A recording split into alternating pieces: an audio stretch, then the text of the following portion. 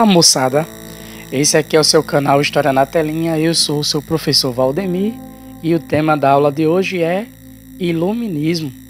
Hoje nós vamos falar sobre esse período da história humana em que a razão foi colocada acima dos outros conhecimentos, como por exemplo o conhecimento religioso. Então vem comigo, bora aprender. O que a gente vai ver? Bom, nós vamos ver o período chamado Iluminismo, e dentro desse período nós vamos ver o progresso, o otimismo e Deus. Vamos ver alguns pensadores iluministas. Falaremos de John Locke, Voltaire, Montesquieu e Rousseau. Falaremos também da Enciclopédia dos Iluministas. Abordaremos o iluminismo na economia e falaremos de Adam Smith e o liberalismo econômico. Então, vamos lá começar? O Iluminismo. O Iluminismo, também chamado de Ilustração, foi um movimento de ideias que se desenvolveu na Europa entre os séculos 17 e 18, entre os anos 1600 e 1700, e que continua influenciando o mundo até os dias de hoje. O nome Iluminismo deriva do fato de os homens que fizeram esse movimento verem si mesmos como defensores da lei, ou da luz, a razão, contra as trevas, que seria para eles a tradição e a autoridade. Então, para os iluministas, eles defendiam a razão, que era a luz, contra a tradição e a autoridade, que eram as trevas. O valor supremo iluminista era a razão, como já foi dito. Só por meio da razão e de sua aplicação, que é o ato de pensar, é que a humanidade alcançaria a luz, ou seja, o esclarecimento. Então, quando o homem usasse a razão no ato de pensar, ele alcançaria a luz, que é o esclarecimento. A visão iluminista dizia que a maioria das pessoas estava imersa na ignorância, no fanatismo religioso, e só a razão as esclareceria. Aqui você tem uma imagem que vai ilustrar bastante o pensamento iluminista. Aqui você tem a liberdade com o cetro da razão. Olha a luz, a razão aqui, e essa razão ela está afugentando a fanatismo religioso, representado nessa figura aqui, com aspecto de raiva, e a ignorância, com os olhos vendados. Então, a razão afugentaria o fanatismo religioso e a ignorância. Devia-se duvidar de tudo que era aceito por tradição, que sempre dizia assim, sempre foi assim, ou porque tinha sido dito por alguém com poder ou prestígio, uma autoridade. Então, eles pregavam a dúvida e o questionamento, a tradição, e a autoridade. Eles se opunham, os iluministas, ao conhecimento baseado na autoridade e na tradição, propondo a busca de um novo conhecimento pela razão. Para os iluministas, você chegaria ao conhecimento não através de uma autoridade que passasse esse conhecimento para você, nem pela tradição, mas pela sua própria busca, aí usando a razão. Progresso, otimismo e Deus. A razão conduziria os homens ao progresso. Essa era a visão iluminista. Com o passar do tempo, a ignorância, que é fruto da irracionalidade, ou seja, do ato de não pensar, desapareceria e teríamos uma humanidade esclarecida. Então, essa é a visão otimista dos iluministas. Eles acreditavam no progresso constante da humanidade, e isso fazia os iluministas otimistas. A maioria deles acreditava em Deus, para quem era o relojoeiro do universo, aquele que criou o mundo e o pôs para funcionar. Se Deus era alguém que se relacionasse com sua obra criativa já é outra história, mas eles acreditavam, em sua grande maioria, em Deus.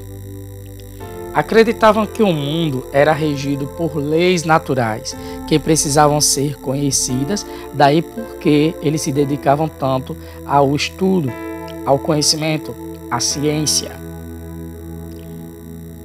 Esse daqui é Lavoisier, tá certo? É um dos responsáveis por tirar a química da alquimia, do âmbito mais místico, e alçá-la ao padrão científico. Bom, como foi dito, eles se opunham ao antigo regime. E o antigo regime era o absolutismo, o poder absoluto dos reis. Também se opunham aos privilégios da nobreza e do clero, da intolerância religiosa e da falta de liberdade. Então eles eram opositores do absolutismo, dos privilégios, da intolerância, da falta de liberdade. Alguns pensadores iluministas. O primeiro a ser visto é John Locke.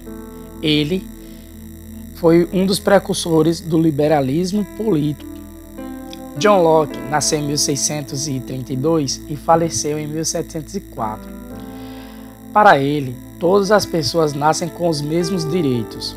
3 direitos básicos, segundo John Locke: a vida, a liberdade e a propriedade. Todo mundo tem direito à vida, tem direito à liberdade e tem direito à propriedade. Esse era John Locke. Os governos teriam sido criados, segundo Locke, para garantir o direito à vida, à liberdade e propriedade, que eram naturais do homem, ou seja, nasciam com o homem.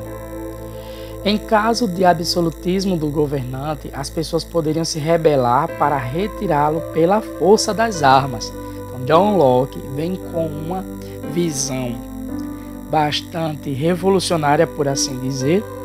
Essa teoria dizia o seguinte, que as pessoas deram poder ao governo para garantir-lhes a vida, a liberdade e a propriedade. E se o governo não cumprisse com esses direitos, mas os ameaçasse, aí então as pessoas poderiam se revoltar e tirar o governante à força, o que não era nada fácil, né? Principalmente nessa época em que ele começou a pregar isso, entre os séculos 17 e 18. Locke é considerado um dos criadores do liberalismo na política. Então, liberalismo porque ele fala de liberdade, certo? Está falando da questão da liberdade, para ele, a liberdade da vida, liberdade da liberdade e liberdade para a propriedade. Voltaire, liberdade de expressão e tolerância. Voltaire, cujo nome era François-Marie Arouet, né? Não Voltaire. Voltaire é um nome pelo qual ele ficou conhecido. Ele nasceu em 1694, portanto foi contemporâneo de Locke, e faleceu em 1778. Ele é conhecido por criticar a Igreja Católica e também a monarquia absolutista na França. Ele combateu a ignorância, o preconceito e o fanatismo religioso. Voltaire. Preso 2 vezes por dizer o que pensava, tendo de se refugiar na Inglaterra para não ser preso novamente, onde conheceu e passou a admirar as ideias políticas de Locke. Então, foi fugindo da repressão na França que Voltaire foi parar na Inglaterra e teve contato com as ideias de Locke, né, e começou a admirá-las. Então ele escreveu um livro chamado Cartas Inglesas. Trata-se de uma obra que elogiava a Inglaterra, onde havia liberdade de expressão, de religião, o poder do rei era limitado. A gente estudou isso anteriormente, né? Aliás, você pode ver na questão das revoluções, né, que vão acontecer lá no fim da Idade Média, e a Constituição, a monarquia parlamentarista vai ser criada, esse fruto dessa época, E também lá na Inglaterra havia uma oposição política à intolerância e ao absolutismo. Perdão, aqui uma pausa. Lá na Inglaterra, segundo Voltaire, nessa obra que ele escreveu, havia liberdade de expressão, de religião, o poder do rei era limitado. E ele se opunha, Voltaire, politicamente à intolerância e ao absolutismo francês, ou seja, o poder total do rei francês. Voltaire, ele tem uma frase que muita gente conhece, talvez você já tenha lido ou ouvido. Posso não concordar com nenhuma palavra do que você disse, mas defenderei até a morte o seu direito de dizê-las. Então, essa frase, ele diz o seguinte, ele, em suma, diz que deve-se lutar pelo direito das pessoas dizerem o que pensam, mesmo não concordando com elas. Montesquieu e a autonomia dos poderes. Charles-Louis de Secunda, chamado de Barão de Montesquieu, ele nasceu em 1689 e faleceu em 1755, contemporâneo de Locke e de Voltaire. Ele apresentou problemas e soluções para o tempo dele.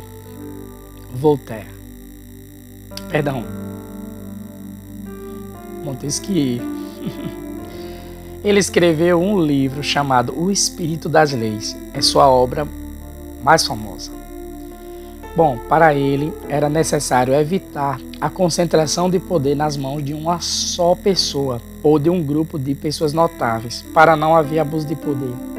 Então veja, numa visão também revolucionária, como a de Locke, Montesquieu dizia que não se podia concentrar tantos poderes na mão de uma só pessoa, no caso de um rei, por exemplo, ou de um grupo político, para que essa pessoa ou essas pessoas com tanto poder, elas abusassem dele. E de fato isso aconteceu na história humana, depois a gente viu, a gente verá também isso. Então, é aí que ele propõe a teoria da divisão dos poderes em três. Essa teoria ela vai ser propagada pelos americanos Hamilton e Madison. Aí o que acontece? Ele dizia o seguinte, que deveria haver o poder executivo para administrar o país e executar as leis.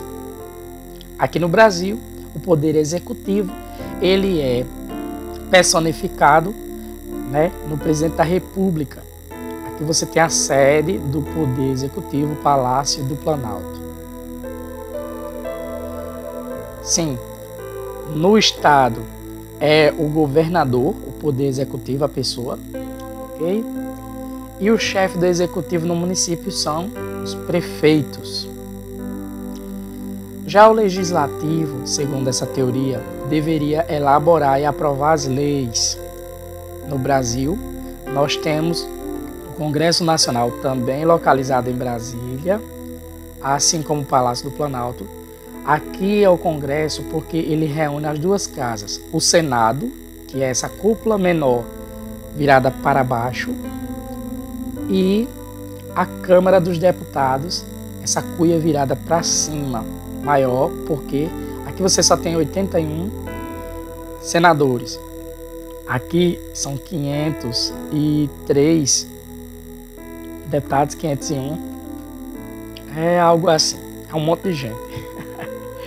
Então, no estado, o legislativo são as câmaras legislativas, As câmaras de deputado, as assembleias legislativas. Já no município, nós temos as câmaras municipais de vereadores. E, por fim, o judiciário, que deveria fiscalizar o cumprimento das leis e julgar os conflitos. Aqui você tem a sede da maior corte do país, que é o Supremo Tribunal Federal, STF, que fica também em Brasília, certo?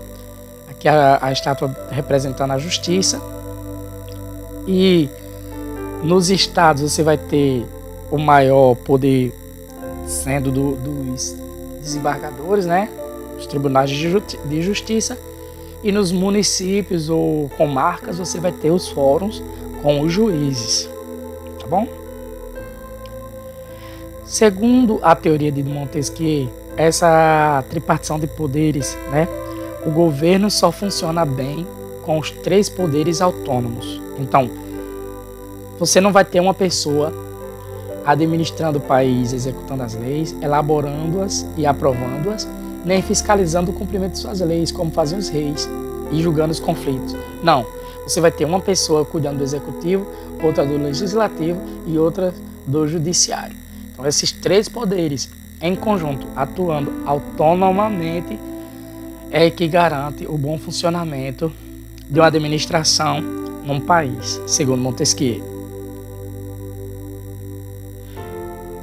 Voltando aqui, autonomamente, no sentido de um não pode interferir no outro para não haver ingerência. Cada um tem de agir como lhe compete e cada um fazendo seu papel, tudo vai bem.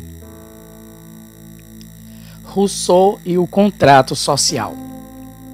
Jean-Jacques Rousseau nasceu em 1712 e faleceu em 1778. Ele escreveu o Contrato Social na obra em que defende a ideia de que a vontade geral é soberana. Para Jacques Rousseau, havia soberania manifestada, né, na vontade popular. Esse é Rousseau. O povo pode e deve substituir um governo que não esteja representando-o. Então é interessante. Rousseau, ele pega a ideia de Locke, certo? Que fala da questão do povo lutar, né, de se rebelar contra um governo tirânico. Ele também pega a ideia de Montesquieu, que nós vimos agora, tá certo? Dessa tripartição do poder, e ele vem com a ideia da democracia, em que ele fala claramente, se o governo não estiver representando o povo, deve ser substituído. As ideias de Rousseau influenciaram movimentos revolucionários dentro e fora da França, onde ele foi morar. Sua influência, se deu na revolução, sobretudo primeiro na Revolução Francesa, cujo lema era liberdade, igualdade e fraternidade, e também na Conjuração Baiana, um movimento separatista que ocorreu aqui no Brasil, né, em 1798. Para Rousseau, o ser humano nasce bom, mas a sociedade o corrompe. Segundo ele, as crianças deveriam viver durante o maior tempo possível em seu estado natural de inocência. Então, Rousseau dizia que Deus cria as pessoas boas, mas quando elas começam a conviver em sociedade e começam a ter consciência, então elas se corrompem. A Enciclopédia dos Iluministas. O livro chamado Enciclopédia, publicado em 1751, trata-se de uma obra publicada, certo? Na França, composta de 35 volumes, cuja preparação durou 21 anos. O objetivo era agrupar todo o conhecimento disponível e divulgá-lo para muitas pessoas. Essa era a capa da enciclopédia, lançada em 1751. Denis Diderot, que nasceu em 1713 e morreu em 1784, e Jean d'Alembert, nascido em 1717 e falecido em 1776, eles coordenaram a edição da obra e convidaram artistas, filósofos, cientistas, médicos, teólogos e outros para escrever os verbetes. Verbete é tipo expressão ou palavra, certo? Ou grupo de palavras que é dita, por exemplo, medicina. Então, o verbete é medicina. Então, uma pessoa formada em medicina da área, ela vai, nessa obra, ela vai escrever o que é medicina. É tipo um dicionário, mas é mais detalhado chega a ser mais detalhado um pouco do que um dicionário, a enciclopédia. E ao contrário do que o dicionário se propõe, só o significado das palavras, a enciclopédia ela trazia mais informações e até ilustrações para mostrar melhor do que se tratava os tais verbetes. Aqui, Diderot d'Alembert. O objetivo de Diderot era tornar as pessoas mais instruídas, tornando-as assim mais virtuosas e felizes. Bom, a obra foi proibida e ela foi retirada de circulação por fazer críticas aos reis absolutistas e à Igreja Católica. Apesar do número de pessoas que não sabiam ler, ou que sabiam ler e era bem pequeno na época, a enciclopédia foi um sucesso de vendas. É um fenômeno porque muita gente era analfabeta, mesmo assim a enciclopédia teve um sucesso de vendas, tá certo? Voltando aqui na questão da enciclopédia, um paralelo que se pode traçar entre ela e algo que nós temos na atualidade, muito consultada, é a Wikipédia, ou Wikipedia, como alguém queira pronunciar. Trata-se de um site colaborativo. As pessoas entram e escrevem sobre determinados verbetes. Então, pode ser uma palavra, pode ser um assunto. As pessoas escrevem de tudo um pouco lá. Então, fazem um texto baseado em informações que têm e enviam para lá.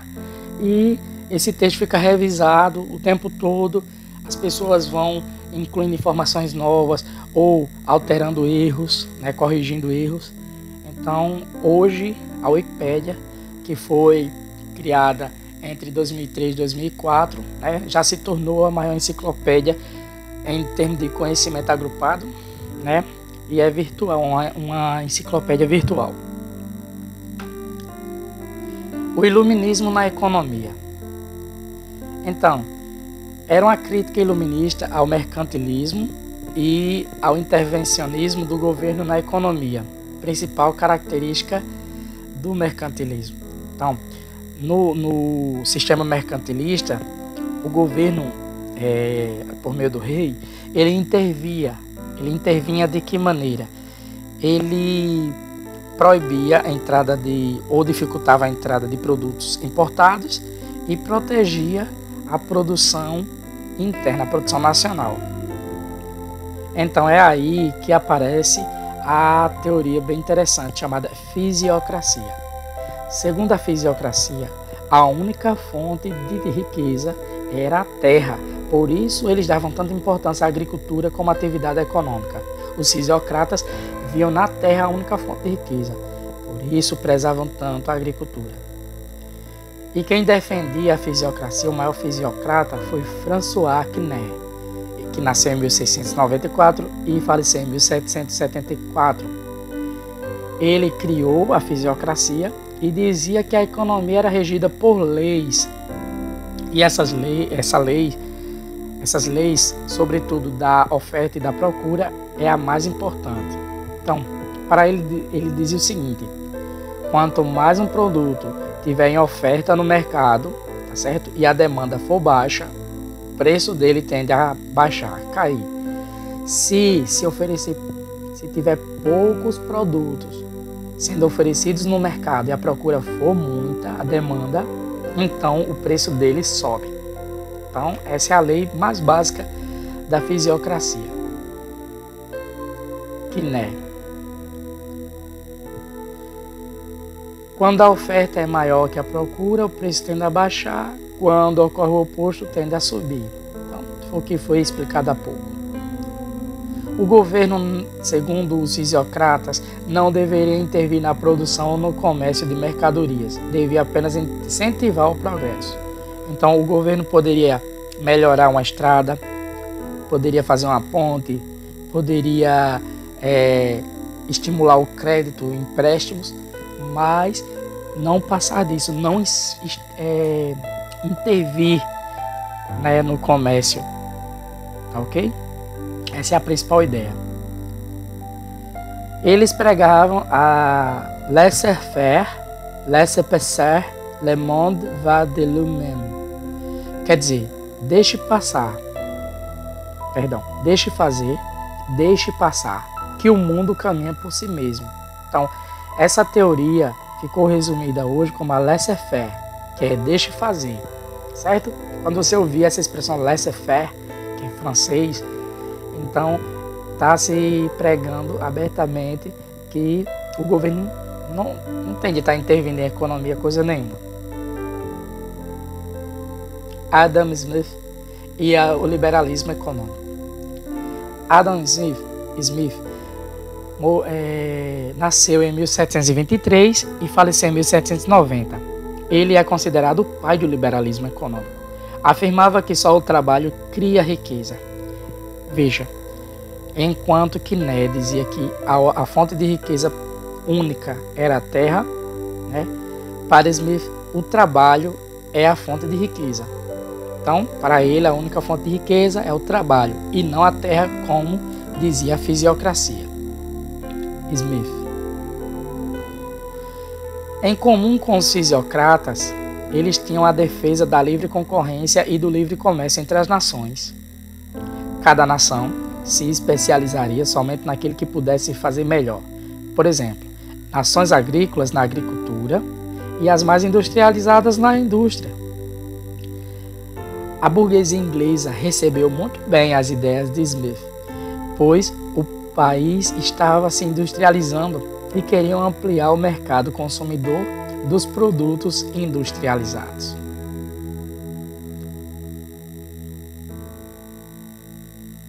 Bom, pessoal, essa foi nossa aula. Espero que vocês tenham gostado. E se vocês tiverem alguma dúvida, volta no vídeo, pausa, vê com calma, continue estudando, porque estudar é preciso. Um forte abraço, Deus abençoe e até a próxima.